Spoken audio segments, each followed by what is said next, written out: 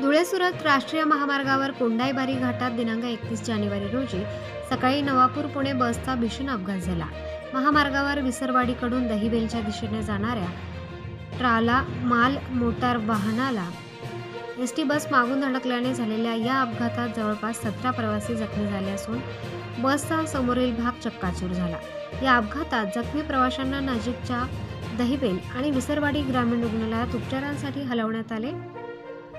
नवापूर तालुक्यातून जाणारा नागपूर सुरत राष्ट्रीय महामार्ग चौपदरीकरण अपूर्ण अवस्थेत असताना हा महामार्ग मृत्यूचा सापळा बनला असून रोज होणाऱ्या अपघातांमुळे या महामार्गावरील प्रवासच धोक्यात आल्याचे चित्र आहे।